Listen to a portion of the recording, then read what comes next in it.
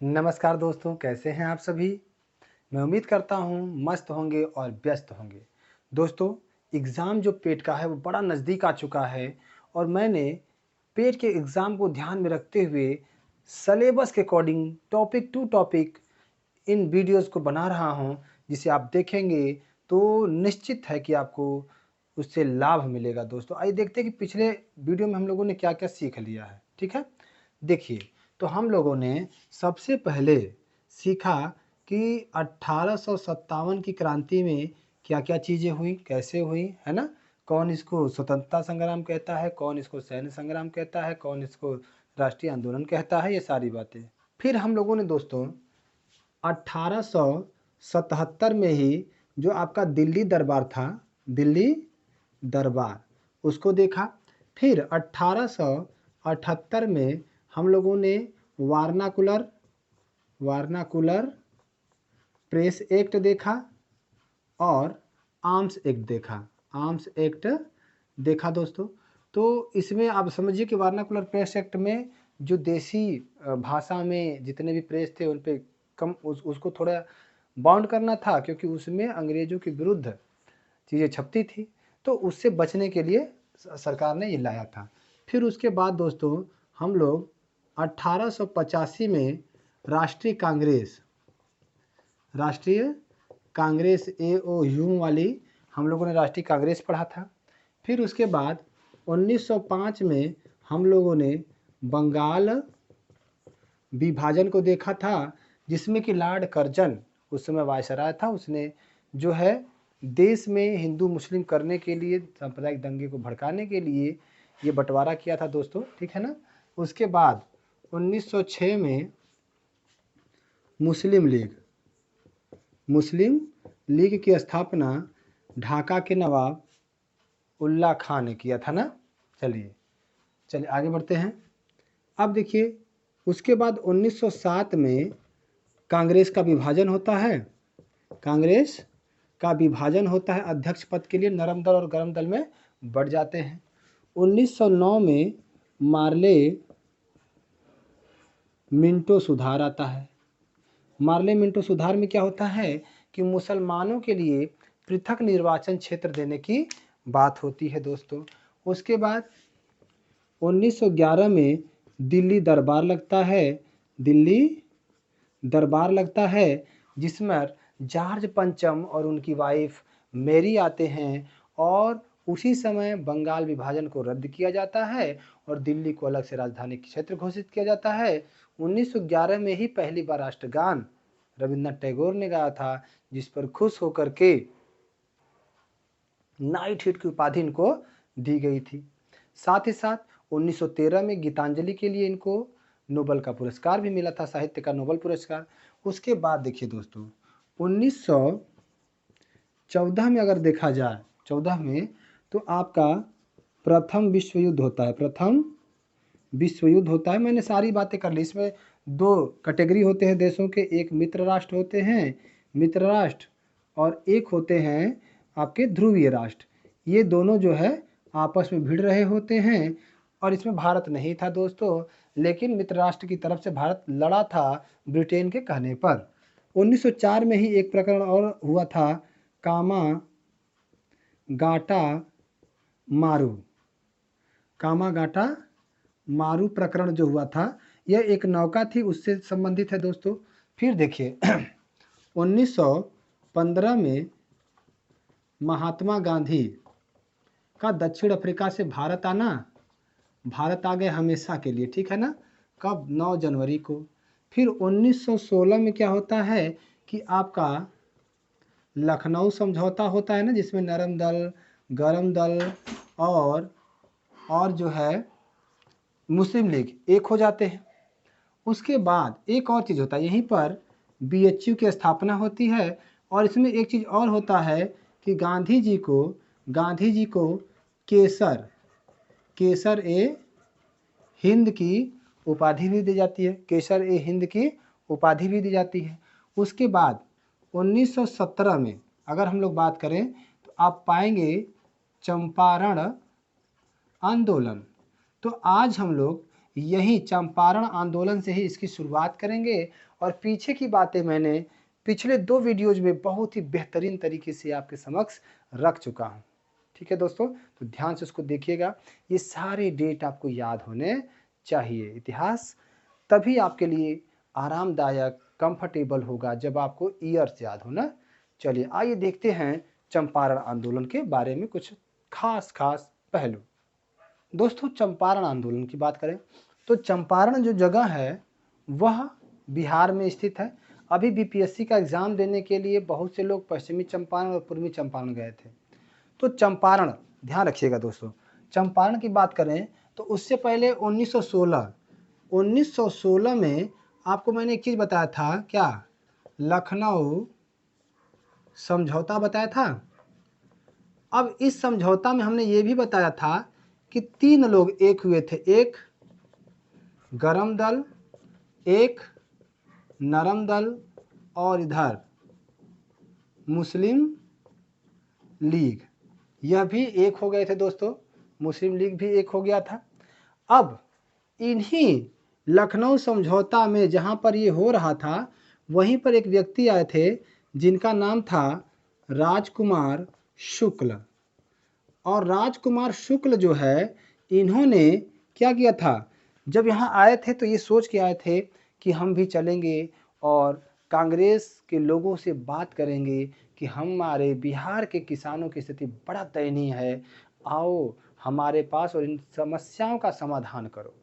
जब ये वहाँ पे पहुँचते हैं तो वहीं पर दोस्तों गांधी नाम के जो व्यक्ति थे, महात्मा गांधी, गांधी जी इसमें भाषण दे रहे होते हैं, वहाँ पे भाषण देते हैं और यह भाषण इतना ओजस्वी होता है कि राजकुमार शुक्ल बड़ा प्रभावित होते हैं और यहीं पर गांधी जी को निमंत्रण देते हैं कि हे गांधी, आप आइए हमारे गांव और देखिए कि किस तरीके से किसानों का शोषण यह अंग्रेजी सरकार कर रही है, तिनकठिया प्रथा के नाम पे और तकावी ऋण के नाम पे। हमें तो मुआवजा भी नहीं देती, हम चर्म रोग से ग्रसित हैं। आइए देखिए, बहुत ही बुरी स्थिति है, आप देखेंगे तो समझ में आएगा। अब महात्मा गांधी को जब निमंत्रण मिला, पढ़े लिखे इंसान थे महात्मा गांधी और काफ़ी सुलझे हुए इंसान थे, उन्होंने कहा ठीक है चलते हैं। अब आते हैं इस आंदोलन में, और देखिए ये जो राजकुमार शुक्ल है ना, ये बिहार में जो किसान हैं, किसान नेता थे। ये क्या थे? किसान नेता थे। बिहार के एक किसान नेता थे जो चंपारण आंदोलन ऑलरेडी चला रहे थे, लेकिन 1917 में चंपारण आंदोलन का जो नेतृत्व गांधी के हाथ में चला जाता है, गांधी जी के हाथ में चला जाता है। और मैं अभी बापू या महात्मा इसलिए नहीं लिख रहा हूं क्योंकि अभी इनको महात्मा नहीं कहा गया है। 1917 के जस्ट बाद इनको महात्मा कहा जाएगा रविन्द्रनाथ टैगोर के द्वारा। देखिएगा कैसे, है ना। आइए, अब गांधी जी के यहाँ जाता है तो गांधी जी अंग्रेजों से कहते हैं कि अगर आपने हमारी बात नहीं मानी तो हम क्या करेंगे? सत्याग्रह करेंगे। और जो अंग्रेज थे वह लोग सत्याग्रह शब्द को सत्यानाश समझ लिए, क्योंकि वहाँ की जो महिलाएं हुआ करती थी अक्सर कहती थी इन गोरों का सत्यानाश हो। तो इनको लगता था कि यार सत्यानाश बड़ा खतरनाक मशीन है, कहीं गड़बड़ न कर दे, ये सिर्फ गोरों को गोली मारती है, कालों को नहीं लगता है। डर जाते हैं सब ना। हालांकि ये तो बस कहने की बातें हैं। सत्याग्रह की बात होती है और यहाँ पर महात्मा गांधी अंग्रेजों से वार्ता करते हैं दोस्तों, और उसमें एक कमेटी बनती है। उस कमेटी में महात्मा गांधी को भी शामिल किया जाता है। और जब अंग्रेजों को पता चलता है कि नहीं, रियल में इन किसानों के साथ बहुत बड़ी ज्यादती हो रही है, तो अंग्रेज मान जाते हैं और यह आंदोलन क्या होता है? यह आंदोलन सफल होता है। और जब यह आंदोलन सफल होता है तो उसी समय रविंद्रनाथ टैगोर,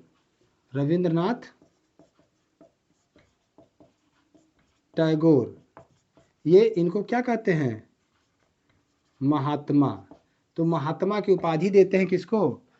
गांधी को। अब यहाँ से जो गांधी जी हैं वो महात्मा हो जाते हैं दोस्तों। जो ही हम चंपारण आंदोलन सफल होता है, आगे पहुँचते हैं 1918 में।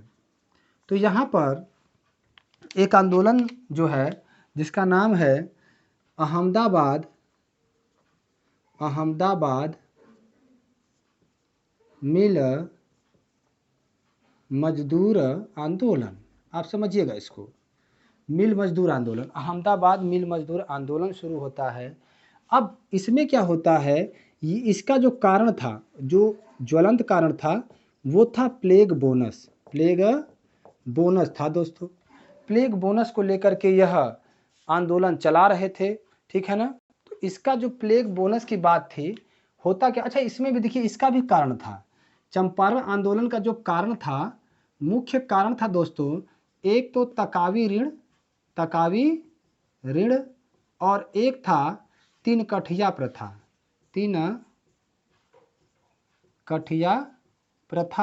इसमें क्या था कि अपने खेत के 3/20वें हिस्से पर नील की खेती करना अनिवार्य था। और नील की खेती करने के बाद वो भूमि बंजर हो जाती थी। तो धीरे धीरे वो स्थान बदल के खेती करने से वो भूमि पूरी बंजर हो जाती थी। ऊपर से उससे किसानों को चर्म रोग हो जाया करता था और सरकारें उसका उचित मुआवजा नहीं दिया करती थी। उस नील की खेती का उचित पैसा नहीं मिलता था, जिससे दिन ब दिन वहाँ के किसानों की स्थिति बहुत बदतर हो गई थी। उसी तरह यहाँ पे प्लेग बोनस की बात होती है। होता क्या है कि अहमदाबाद, देखिए दोस्तों, अहमदाबाद का नाम सुनते ही मैनचेस्टर, है ना, याद आ रहा है ना। तो अब देखिए, इसे भारत का मैनचेस्टर भी तो कहते हैं, क्योंकि यहाँ पे सूती वस्त्र उद्योग अधिक था, तो यहाँ पे मजदूर भी अधिक होंगे। होता क्या है कि यहाँ पर एक बार भयंकर प्लेग फैल जाता है और प्लेग फैलने के कारण मजदूरों को अनिश्चितकालीन छुट्टी पर भेज दिया जाता है। अब मजदूर बेचारे अपना जीवन तो पालेंगे ही, पेट तो पालना था। वो उधारी ले लेकर के अपना पेट पालते हैं कि चलो भाई, जैसे ही हम जाएंगे नौकरी पर हम पैसा चुका देंगे। लेकिन होता क्या है कि बाद में ये मजदूरों को जो मिल मालिक थे वो नहीं रखना चाहते हैं। जो मिल मालिक मजदूरों को नहीं रखना चाहते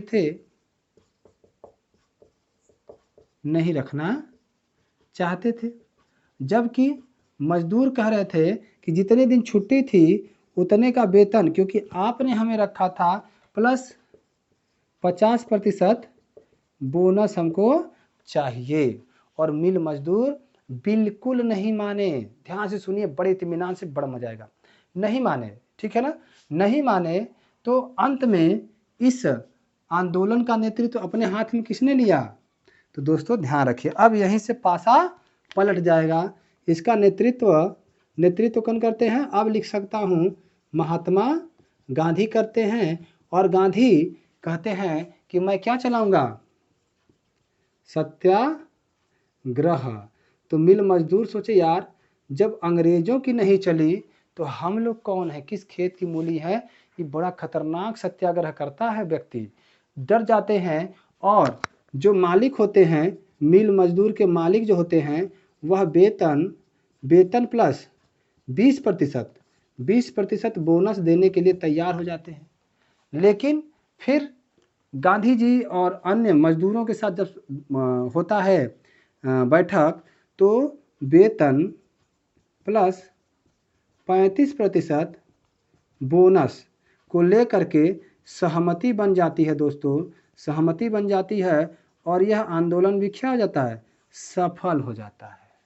अब देखिए दोस्तों, 2 बॉल पे लगातार 2 विकेट, हैट्रिक का चांस बनेगा और हैट्रिक लगाने वालों की तो बल्ले बल्ले हो जाती है ना। आइए देखते हैं। अब देखिए, इसी 1918 में एक जगह है खेड़ा, तो खेड़ा का आंदोलन, ठीक है ना, खेड़ा का आंदोलन 18 की बात कर रहे हैं। अहमदाबाद मिल मजदूर आंदोलन, कारण क्या था, कारण मैंने बता दिया। सत्याग्रह करने की बात होती है तो कितने पर सहमति बनती है, तो वेतन प्लस 35% बोनस की बात होती है। अब जब हम बात करते हैं खेड़ा आंदोलन की, तो खेड़ा आंदोलन दोस्तों 1918 में ही मोदी जी कह रहे हैं, सॉरी, ध्यान रखिएगा, मोदी जी नहीं, बिल्कुल नहीं दोस्तों, ये गांधी जी हैं, ठीक है ना। गांधी जी हैं और इन्होंने नेतृत्व किया था खेड़ा आंदोलन का भी, ठीक है ना। आगे बढ़िए दोस्तों, जब खेड़ा की बात करें तो यहाँ भी अगर कारण पूछें, कारण, तो मैं कारण कहूँगा कि यहाँ जो कारण था, यहाँ भी लगान प्लस अकाल। एक्चुअली वहाँ पर ना अकाल पड़ गया था, लेकिन अंग्रेज सरकार लगान क्यों छोड़े। अब भाई अकाल की वजह से वहाँ के किसानों की स्थिति थी ही नहीं कि वो पैसा दे पाए, लगान दे पाए, जिसकी वजह से खेड़ा का आंदोलन होता है। और इसका भी नेतृत्व कौन करता है, नेतृत्व महात्मा गांधी करते हैं। और यहाँ भी कहते हैं कि मैं करूँगा क्या, सत्याग्रह, और अंग्रेज डर जाते हैं और यह भी क्या होता है, सफल होता है दोस्तों, सफल होता है। और इसी आंदोलन के सफलता के बाद एक इतिहासकार हैं जिसका नाम है हार्डिमन। हार्डिमन ने इसे प्रथम किसान सत्याग्रह बोला था, इसको किसान सत्याग्रह बोला था दोस्तों। इस आंदोलन को प्रथम किसान सत्याग्रह कहने वाला व्यक्ति कौन है, हार्डिमन है। अब देखिए लगातार, देखिए ये जो है, ये जो हिस्सा शुरू होता है, ये आंदोलन, ये दिसंबर में शुरू होता है 1916 में, ठीक है ना, दिसंबर 1916 में शुरू होता है दोस्तों। और जो अहमदाबाद वाला है दोस्तों, अहमदाबाद जो है 15 मार्च 1916 को, 1918 की बात करते हैं, दिसंबर 1917 कहिए इसको, और ये 15 मार्च 1918, ठीक है ना, 18। और ये जो है आपका खेड़ा का आंदोलन, ये 22 मार्च 1918 में सफल हो जाता है। इस प्रकार देखा जाए तो 3 बाल पे लगातार 3 छक्के मारने वाले महात्मा गांधी ने हैट्रिक लगा दी। अब सोचिए कि जो व्यक्ति लगातार अंग्रेजों के छक्के छुड़ा दे, मिल मजदूरों के छक्के छुड़ा दे, किसानों की बात करे, गरीबों की बात करे, तो वह क्यों ना मसीहा बन जाए इस पूरे भारतवर्ष का। और होता भी यही है दोस्तों। सबको लगने लगता है कि महात्मा गांधी अब इंसान नहीं, भगवान के रूप हैं, क्योंकि हमारे यहाँ परसेप्शन बड़ा तेज बनता है, भारत में परसेप्शन बड़ा तेज बनता है। अब आम जनमानस उनको बड़े ही कह सकते हैं आशावादी नज़रिए से देखने लगी, बड़ा ही श्रद्धा के नज़रिए से देखने लगी, और बहुत तेज़ी से उनका आम जनमानस के हृदय पर काबू होने लगा, मतलब कि विराजमान होने लगे। और काफ़ी हद तक ये भारत की राजनीति में अब केंद्र बिंदु बन चुके थे, क्योंकि 1919 के बाद आप देखेंगे कोई भी ऐसा आंदोलन नहीं होगा जो गांधी के बिना संभव और सफल हुआ हो, है कि नहीं। आप सोचिएगा उस बात को, थोड़ा सा गहनता से जब विचार करेंगे तो पाएंगे। तो ये देखिए यहाँ से प्रश्न बनता है और इसको आप लोग नोट कर लीजिए। आगे बढ़ते हैं दोस्तों। भारतीय स्वतंत्रता आंदोलन के अगर इतिहास की बात करें तो 1919 बड़ा ही महत्वपूर्ण ईयर रहा है, क्योंकि यह इस साल में इतनी सारी घटनाएं हो जाती हैं, महत्वपूर्ण घटनाएं हो जाती हैं, जहां से प्रश्न अक्षर बनते हैं। जैसे क्या क्या घटना होता है, सबसे पहले तो 1919 में आप देख रहे हैं, मैंने लिख दिया है कि 1919 जो ईयर है, इसमें एक तो रॉलेट एक्ट आता है ना, रॉलेट एक्ट आता है, एक जलियांवाला बाग हत्याकांड होता है ना, हत्याकांड होता है। तीसरा, इसी समय खिलाफत आंदोलन शुरू होता है। ये तीनों बड़े महत्वपूर्ण हैं, जहां से प्रश्न बनता है, क्योंकि 1918 में जब प्रथम विश्व युद्ध समाप्त हुआ था, और आपको मैंने बताया था कल के वीडियोस में कि उसमें जो मुसलमान भाई थे, उन्होंने अंग्रेजों का साथ इसी शर्त पे दिया था कि आप जीतने के बाद तुर्की का विभाजन नहीं करेंगे। लेकिन जब जीत जाते हैं मित्र राष्ट्र में ब्रिटेन, रूस, अमेरिका, ऑस्ट्रेलिया, तो ये क्या करते हैं, तुर्की का विभाजन करते हैं। और तुर्की का विभाजन करते हैं, जिसके फलस्वरूप खिलाफत आंदोलन होता है। और रॉलेट एक्ट जो आता है, इसके फलस्वरूप जलियांवाला बाग हत्याकांड होता है। तो इन तीनों को हम एकदम एक दूसरे से जोड़ते हुए कड़ी में लेकर चलेंगे, ताकि एक का टोका पकड़े तो आप एकदम लास्ट छोर तक चले जाएं, आपको याद करने की जरूरत ना हो। आइए देखते हैं दोस्तों। और ध्यान रखिएगा कि पागलपन जरूरी है अगर आपको कुछ कर गुजरना है तो, है ना। आइए देखते हैं रॉलेट एक्ट। इसके हेड थे दोस्तों, हेड थे सर सिडनी रॉलेट, है ना। अब ये हेड थे। एक्चुअली हुआ क्या था समझिएगा, इसको लाने के पीछे कारण था कि आपका जो राष्ट्रवाद था, राष्ट्रवाद बहुत तेजी से बढ़ रहा था सागर आप, यानी कि अंग्रेजों के विरुद्ध जो है आंदोलन, अंग्रेजों के विरुद्ध जो है उग्रवाद बढ़ता जा रहा था और अंग्रेजों की हत्या भी क्या हो रही थी, बढ़ती जा रही थी, घटती नहीं बढ़ती जा रही थी। मतलब राष्ट्रवाद का मतलब ही था कि अंग्रेजों के विरुद्ध आवाज उठाना। तो भाई जाहिर सी बात है, राष्ट्रवाद बढ़ेगा तो संघर्ष होगा और संघर्ष होगा तो अंग्रेजों के मृत्यु बढ़ती जाएगी। इससे सरकार बड़ा चिंतित थी। अंग्रेजी सरकार कहती थी यार हम लोग ऐसे ही गिने चुने लोग हैं और मारे जा रहे हैं, हमें कुछ ऐसा करना पड़ेगा कि हम जो है इसको दबा पाएं, यानी राष्ट्रवाद को ख़त्म कर पाएं। अब होता क्या है कि सर सिडनी रॉलेट के अध्यक्षता में एक बैठक होती है, इवन कहिए गोलमेज टाइप का एक सम्मेलन होता है जिसमें भारतीय चुने हुए लोग भी थे और अंग्रेज भी थे। इसमें एक ऐसा एक्ट बनता है जिसमें सिर्फ शक के आधार पे, सिर्फ शक के आधार पे किसी भी व्यक्ति को गिरफ्तार किया जा सकता है और तब तक नहीं छोड़ा जाएगा जब तक कि सरकार न चाहे, क्योंकि उसमें ना किसी प्रकार का अपील चलेगा, ना दलील चलेगा, ना कोई वकील चलेगा और शक के आधार पर हम किसी को भी गिरफ्तार करके कितने भी दिनों तक के लिए हम जेल में सड़ा सकते हैं, रख सकते हैं। ऐसा मतलब इस एक्ट में था, ठीक है ना। आइए देख लेते हैं इस एक्ट के बारे में दो चार क्वेश्चन जो बनते हैं दोस्तों। तो दोस्तों अब देख रहे हैं कि अंग्रेजों की हत्या बढ़ रही है, क्यों? क्योंकि क्रांतिकारी गतिविधियां भी तो बढ़ रही हैं। क्रांतिकारी जो गतिविधियां हैं, गतिविधियां यह भी बढ़ रही हैं। अब इन सब को समाप्त करने के लिए सर सिडनी रॉलेट जो एक न्यायाधीश था, इसकी अध्यक्षता में एक बैठक होती है केंद्रीय असेंबली में। बैठक कहाँ पर होती है? बैठक होती है केंद्रीय असेंबली में दोस्तों। केंद्रीय असेंबली में बैठक होती है और इस बैठक में भारतीय भी शामिल थे। ध्यान रखिएगा, यह 17 मार्च को बैठक होती है दोस्तों, 17 मार्च 1919 को। और इसका जो सुझाव था उसे पारित कर दिया जाता है दोस्तों। कब? 21 मार्च 1919 को पारित होता है, जबकि इस पे भारी विरोध हो रहा था। भारी विरोध के बाद भी इसको पारित कर दिया जाता है 21 मार्च 1919 को। अब देखिए दोस्तों, रॉलेट एक्ट का विरोध कहाँ पे हो रहा है? पूरे भारत में हो रहा है। पूरे भारत में इसका विरोध हो रहा है। रॉलेट एक्ट का विरोध पूरे भारत में चल रहा है और भारतीय इसको क्या कहते हैं? इसको कह रहे हैं काला कानून। इसी को बिना अपील, बिना दलील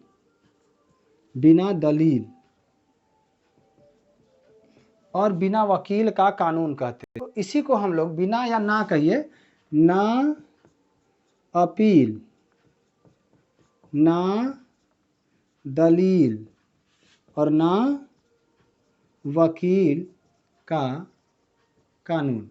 मतलब यहाँ पे ना आपका अपील चलेगा, ना दलील चलेगा, ना वकील चलेगा। इन तीनों से काम आपका नहीं चलेगा। अर्थात अगर एक बार कोई गिरफ्तार हो जाता है शक के आधार पे, तो उसे तब तक नहीं छोड़ेंगे अगर जब तक उनका मन ना करे। अब देखिए दोस्तों, समूचे भारत में इस रॉलेट एक्ट का विरोध शुरू हो जाता है। अब आपका प्रश्न ये बनता है कि किस स्थान से कौन इसका विरोध कर रहा होता है दोस्तों। इसी के विरोध में महात्मा गांधी, ध्यान रखिएगा, इसी के विरोध में जो थे, इसके विरोध में जो महात्मा गांधी थे, महात्मा गांधी, इन्होंने सभा का गठन किया। ये किया दोस्तों 26 मार्च 1919 को। और यह क्या किए कि दिल्ली में प्रवेश करने जा रहे थे, लेकिन इनको गिरफ्तार कर लिया गया। कहाँ से? हरियाणा के परवल स्टेशन से इनको गिरफ्तार करके दोस्तों कहाँ पे लाया गया? महाराष्ट्र में लाकर छोड़ दिया गया। ठीक है ना, यहाँ से गिरफ्तार होते हैं और महाराष्ट्र में छोड़ दिया गया कि भैया आप चलो, फिर 3-4 दिन में पहुँचो, तब तक पूरा का पूरा आंदोलन समाप्त हो जाएगा। अब देखिए दोस्तों, इसी रॉलेट एक्ट का विरोध कर रहे थे। इसी का विरोध कहाँ पे? पंजाब में। दो बड़े ही मशहूर नेता थे दोस्तों। एक का नाम था सैफुद्दीन किचलू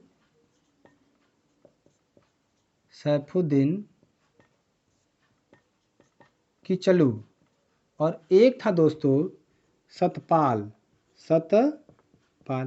ये दोनों नेता पंजाब में विरोध कर रहे थे। किसका? रॉलेट एक्ट का। और इनको कर लिया जाता है गिरफ्तार दोस्तों। अब इनको क्या किया जाता है? गिरफ्तार। कब किया जाता है? 10 मार्च 1919 को। 10 मार्च 1919 को दोस्तों ध्यान रखिएगा। मार्च कह रहे हैं, 10 मार्च में 10 अप्रैल, क्योंकि मार्च में तो 21 मार्च को ये लागू ही हुआ, तो 10 अप्रैल 1919 को इनको गिरफ्तार कर लिया जाता है। अब समझिएगा, जब इनको गिरफ्तार कर लिया जाता है तो जाहिर सी बात है, नेता हैं, काफ़ी जाने माने नेता हैं, लोगों के दिलों पे राज करने वाले नेता हैं, तो लोग इनका छुड़ाना चाहेंगे। तो आप समझिएगा कि गिरफ्तार करने के बाद सरकार को भी अंदेशा हो गया था कि कुछ बड़ा होगा, इसलिए 12 अप्रैल 1919 को, है ना, दिल्ली से जो पुलिस है इसको अमृतसर बुला लिया गया। यानी सरकार को भी समझ में आया कि कुछ होने वाला है। अब सारे पुलिस अमृतसर में इकट्ठा हो गए दोस्तों। यही गाना है ना कि आंटी पुलिस बुला लेगी तो यार तेरा कर लेगा हैंडल। तो यहाँ पे यार तो है नहीं कि हैंडल कर लेगा, यहाँ पे घटनाएं होती हैं दोस्तों, भयंकर घटना होती है। अब क्या होता है कि 13 अप्रैल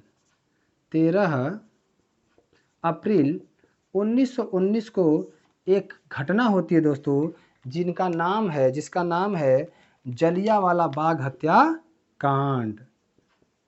जलियांवाला बाग हत्याकांड।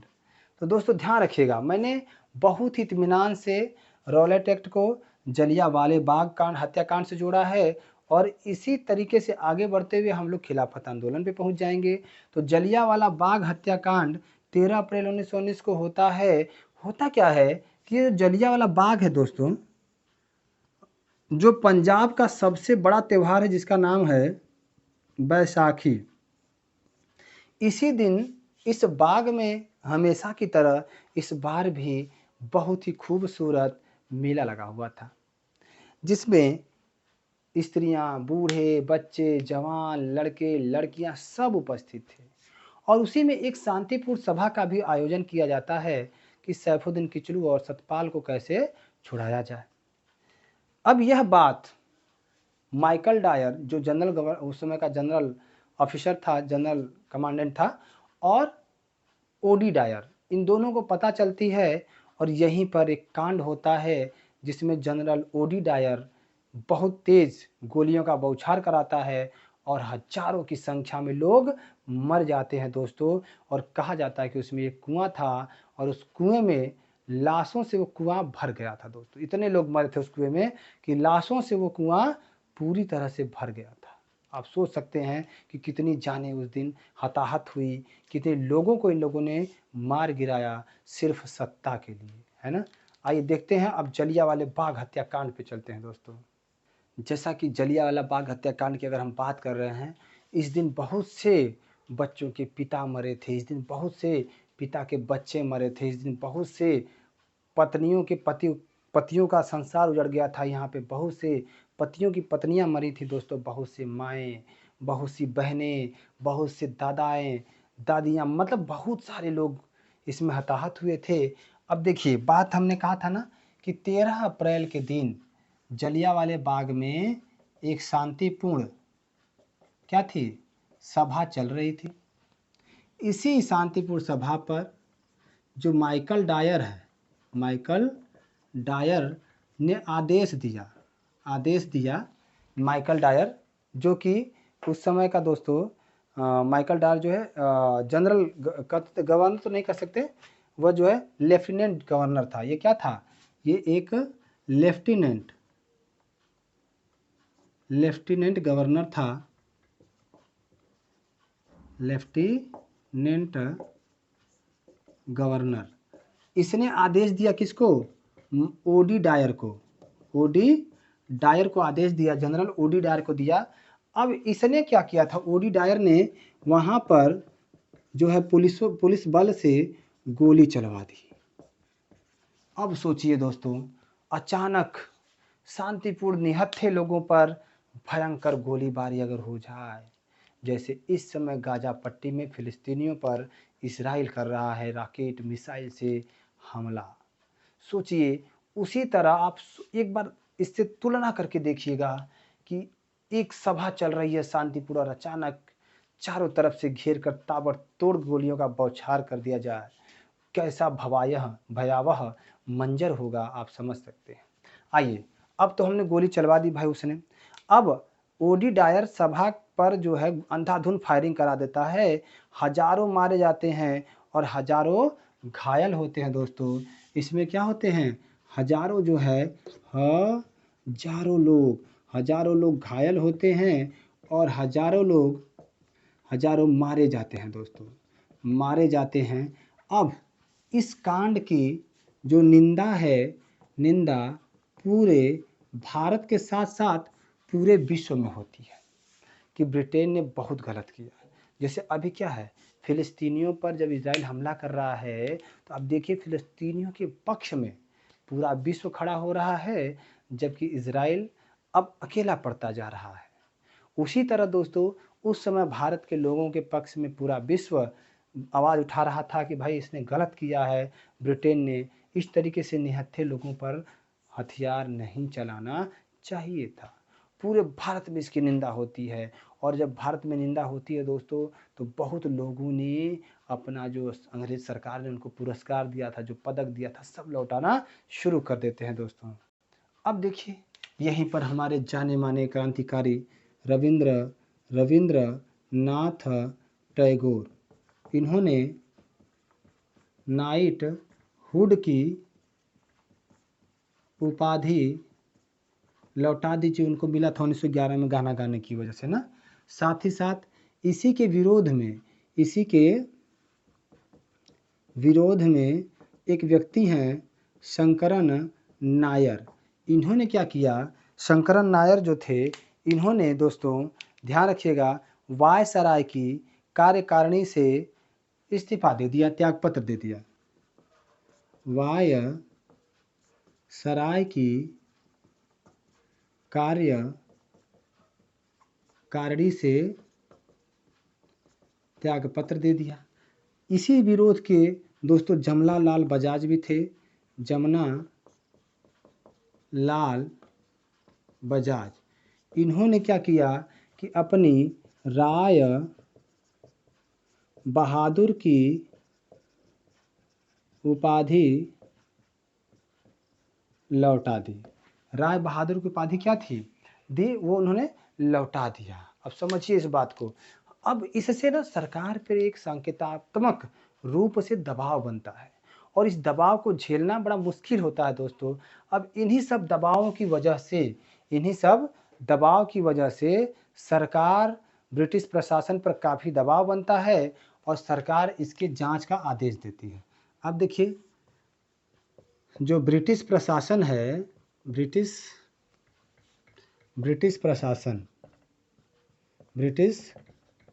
प्रशासन, इस पे क्या होता है अब भारी दबाव होता है दोस्तों ना, दबाव होता है, जिसके कारण इसने इसके जांच का आदेश दिया कि भाई जांच का आदेश दे देते हैं, और उस जांच के आदेश के लिए, उस जांच के लिए एक कमीशन का गठन होता है, जिसे हम हंटर कमीशन कहते हैं। हंटर कमीशन कहते हैं दोस्तों। तो हंटर कमीशन के बारे में कि एक आध दो प्रश्न पूछ देता है कि इसके अध्यक्ष कौन थे भाई। तो अध्यक्ष थे लॉर्ड हंटर, और इसके जो सदस्य संख्या थी, सदस्य कितने थे इसमें, तो 7 थे दोस्तों, जिसमें से 4 अंग्रेज थे और 3 जो है भारतीय थे, 3 भारतीय थे। अब समझना ये बात है, इसमें यह बात है कि इस हंटर कमीशन की जांच का रिपोर्ट आने से पहले ही जो आपका ओडी डायर है उसको उसके पद से हटा करके एक बिल पारित किया जाता है। क्या नाम था उसका, उस बिल का नाम था दोस्तों इंडिमिनेटिव बिल। इंडिमिनेटिव बिल के माध्यम से उसका स्थानांतरण कर दिया जाता है ब्रिटेन के लिए। अब वो इसका रिपोर्ट आने से पहले ब्रिटेन चला जाता है, और ब्रिटेन में उसकी खूब प्रशंसा होती है और उसे पुरस्कृत किया जाता है, यहाँ तक कि वहाँ उसको पैसे का इंतजाम कर वहाँ की सरकारें पैसा भी देती हैं, साथ ही साथ उसे ब्रिटेन का शेर कहा जाता है और उसे स्वॉर्ड ऑफ ऑनर दिया जाता है दोस्तों। यह बात जब भारतीयों को पता चलती है तो समझ में आ जाता है कि इनका दोहरा चरित्र क्या है, इन अंग्रेज़ों का दोहरा चरित्र क्या है। जैसे वर्तमान समय में हमारे देश में संविधान की बात बहुत हो रही है, लेकिन वास्तव में संविधान को मिटाया जा रहा है, और संविधान की बात की जा रही है कि हम संविधान की रक्षा कर रहे हैं, लेकिन संविधान की मूल जो उसका आधार है उस पर कुठाराघात भी किया जा रहा है। सेम कंडीशन अंग्रेज़ों का था, कहते कुछ और थे कि भाई हम इसकी अध्यक्षता मतलब इसका जांच कराएंगे निष्पक्ष रूप से, और लेकिन उसको इंडिमिनेटिव बिल पास करके ब्रिटेन में स्वॉर्ड ऑफ ऑनर और 35 पता नहीं कितना डॉलर रुपए उसको सम्मान राशि के तौर पे दिया जा रहा है। यह बात बड़ा गड़बड़ लगती है। अच्छा, इसमें देखिए कुछ जो नाम हैं इसको अगर हम लिख सकते हैं तो लिख लेंगे। जैसे लॉर्ड हंटर तो थे ही, राइस, रस्किन, बरौ, स्मिथ, है ना। हंटर को तो लिखेंगे ही, एक राइस भी है, राइस, एक रस्किन है, एक बरौ है और एक स्मिथ है। ये 4 लोग जो है इधर से हैं, जिनका अंग्रेज़ों की तरफ से, और भारतीयों की तरफ से देखा जाए तो 3 लोग हैं, लेकिन नाम इतने बड़े हैं कि चारों के नाम से ज़्यादा हो जाएंगे। जैसे शाह बजाजी, सर चिमनल लाल सीतलवाड़, एक थे शाह बजाजी, सर चिमनल लाल, ठीक है ना, और एक और थे जिनका नाम था दोस्तों जगत नारायण। तो इस तरीके से गठन होता है, लेकिन इसका रिपोर्ट नहीं आता, और वहाँ पर इसको किया जाता है क्या, एकदम बरी कर दिया जाता है और बताया जाता है। इस रिपोर्ट में भी जब रिपोर्ट आता है तो उसमें भी बताया जाता है कि यह एक भूलवश किया गया अपराध था, यह मानवीय त्रुटि थी, ये जानबूझकर नहीं किया गया था। इसका विरोध करते हैं भारतीय, और इसी की जांच के लिए भारत में जो आपके मदन मोहन मालवीय हैं, इनकी अध्यक्षता में एक कमेटी गठन होती है। दोस्तों। अब कमेटी का गठन होता है और उस कमेटी में साफ साफ लिखा जाता है कि यह ओडी डायर का कायरानापूर्ण बहुत ही घृणित हमला था, जिसमें इतने लोगों का मारा जाना यह जानबूझकर किया गया एक अपराध था, ऐसा इसने सिद्ध किया। जो भारत में मदन मोहन मालवीय की अध्यक्षता में कमेटी बनी थी उसने इसमें सिद्ध कर दिया दोस्तों। इस घटना के मद्देनज़र पंजाब में मार्शल लॉ लगा हुआ था। पंजाब में जो है उसमें क्या लगा हुआ था, मार्शल लॉ। अब यहीं पर एक चमनदीप नाम के व्यक्ति थे जिन्होंने डंडा फौज का गठन किया था दोस्तों, ध्यान रखिएगा। चमनदीप जो थे, इन्होंने डंडा फौज का गठन किया था, डंडा फौज, ठीक है ना। ये लोग डंडा लेकर के सड़कों पे चला करते थे। और इसी पंजाब में एक व्यक्ति था जिसका नाम है उधम सिंह। दोस्तों, जैसा नाम वैसा काम, यह अपनों को खो चुका था इसी कांड में, और इसने बदला लेने की ठान ली थी दोस्तों। और बदला लेने के लिए यह बंदा पहुंच जाता है कहाँ पे, लंदन। और वहाँ पर पता चलता है इसको, देखिए यह उधम सिंह बदला लेना चाहता है और रवाना होता है दोस्तों लंदन। यहाँ जाते पता चलता है कि ओडी डायर जो है यह मलेरिया से मर चुका है ना, मलेरिया से मर चुका है। और बचा कौन है भाई, माइकल डायर, माइकल डायर। इसी को इसने गोली मारकर हत्या कर दी दोस्तों। सोचिए कब मारा था, 1940 में। घटना घटी थी कब, 1919 में। ये समझिए कि इतना लंबा समय दे करके प्रण अपना पूरा करना ये बड़ा मुश्किल होता है दोस्तों। और इस तरीके से आप देख रहे होंगे कि आपके पीछे इस व्हाइट बोर्ड पर लगभग वो सारी बातें हमने छाप दी है जो जलियांवाले बाग हत्याकांड से संबंधित है। अब आगे बढ़ते हैं दोस्तों और देखते हैं कि खिलाफत आंदोलन में क्या होता है। दोस्तों, खिलाफत आंदोलन के लिए आपको अगले वीडियो का इंतज़ार करना होगा। और याद रखिए, जो कभी संघर्षों से परिचित नहीं हुआ, याद रखिएगा इतिहास में वो कभी चर्चित नहीं हुआ। दोस्तों, आप संघर्ष करिए, हम आपके साथ हैं। पेट की तैयारी में धार देने के लिए इन वीडियोस का बहुत ही इम्पोर्टेंस रोल रहेगा आपके जीवन में, आपके एग्ज़ाम के पर्पज़ से, ठीक है ना। तब तक के लिए जय हिंद, जय भारत, जय संविधान दोस्तों।